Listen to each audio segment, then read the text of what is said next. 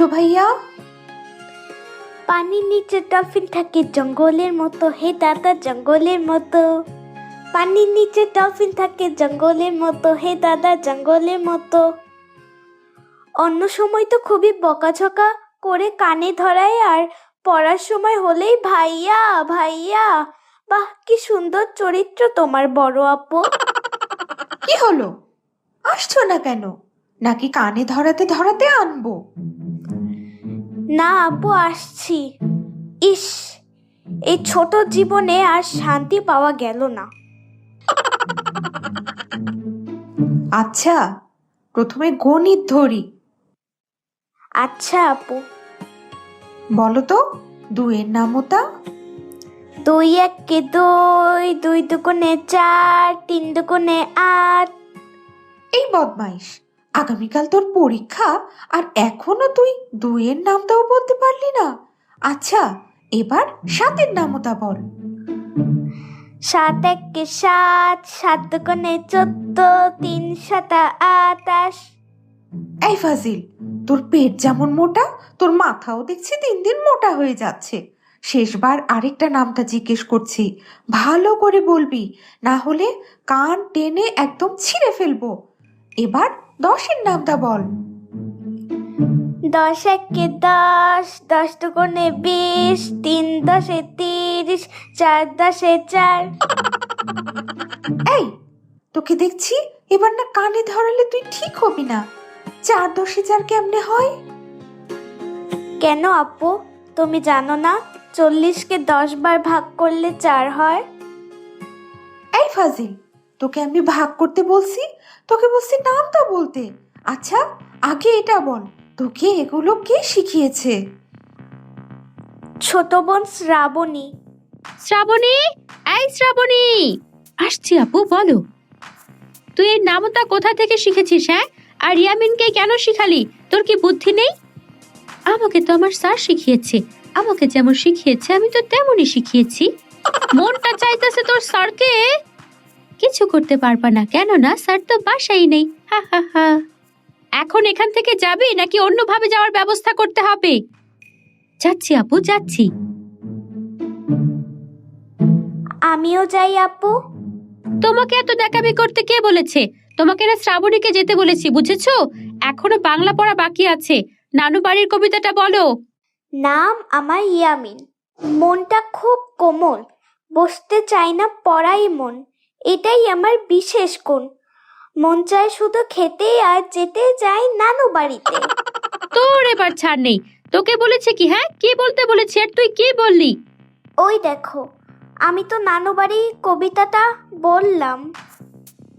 তোকে এই কবিতা কে শিখিয়েছে? শ্রাবণী আপু। শ্রাবণী, এই শ্রাবণী। হ্যাঁ আপু, বলো। তোকে কি এই নানু বাড়ি কবিতাটাও তোর স্যার শিখাইছে? হ্যাঁ, মন চাইতেছে তোর স্যারকে। ভুলে যাচ্ছ স্যার বাসায় নেই। বুঝলাম, তোর স্যারও যেমন তুইও তেমন। আচ্ছা, তোকে এবার একটা প্রশ্ন করি। কয়েকটি গণী প্রবাদ বাক্য বলতো। মুরব্বি মুরব্বি, নাটক কম করো প্রিয়। নতুন নতুন, হাউন আঙ্কেল হাউন আঙ্কেল। এগুলো গুণী প্রবাদ বাক্য। এখান থেকে যাবি নাকি ঠাস করে এক থাপ্পড় খাবি? আচ্ছা, যাচ্ছি যাচ্ছি বাবা, যাচ্ছি। এই, আমি তোর আপু হই, বাবা না। এই ইয়ামিন, তুই তো বাংলাতে কাঁচা, গণিতেও কাঁচা। দেখি এবার ইংরেজি কেমন পারিস।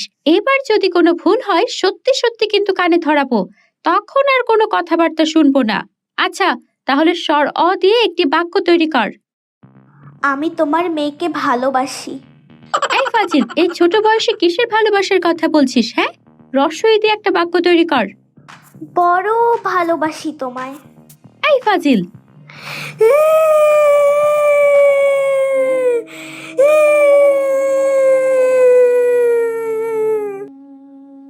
আচ্ছা বাবা, এবার থাম, আর বকবো না। শেষ প্রশ্ন করছি, অন্তত এই একটা সঠিকভাবে উত্তর দে। দীর্ঘ ই দিয়ে একটা বাক্য তৈরি কর। ছেড়ে যেও না প্রিয়। তারা ফাজিল, আজ তোর একদিন কি আমার একদিন। গত সপ্তাহে শেষ হয়েছে ইয়ামিনের পরীক্ষা। প্রতিবারের মতো পরীক্ষা শেষে ইয়ামিন এবারও কোথাও ঘুরতে যাওয়ার পরিকল্পনা করছে, কিন্তু কোথায় যাবে ভেবে পাচ্ছে না ইয়ামিন। হঠাৎ মনে পড়ল রাজাপুর জেলায় মেলা হচ্ছে, ওখানে যাওয়া যায়। শেষ কবে ইয়ামিন মেলায় গিয়েছে তা প্রায় ভুলেই গিয়েছে। কোথায় যাবে তা ঠিক করেছে ইয়ামিন, কিন্তু সে যে যাবে এর জন্য বড় আপুর অনুমতি লাগবে। কিন্তু বড় আপু তো এত সহজে অনুমতি দেবে না। এখন হয়েছে আরেক বিপদ। হঠাৎ ইয়ামিনের মাথায় এলো এই বিপদে তাকে একজনই সাহায্য করতে পারবে, আর সে হলো ইয়ামিনের দিদা। ইয়ামিন দিদার ঘরের সামনে আসলো, দেখতে পেল তার দিদা ঘরে বসে বসে বই পড়ছে। সে জিজ্ঞেস করলো, আমি কি ভিতরে আসতে পারি দিদা? কে? ইয়ামিন, আয় আয়, বল কেন এসেছিস? এমনি দিদা, তোমাকে দেখতে আসলাম। না, এটা হতে পারে না। তুমি এমনি এমনি আসবে? না না, সত্যি করে বলো কেন এসেছো? তুমি তো জানো দিদা, আমার পরীক্ষা শেষ।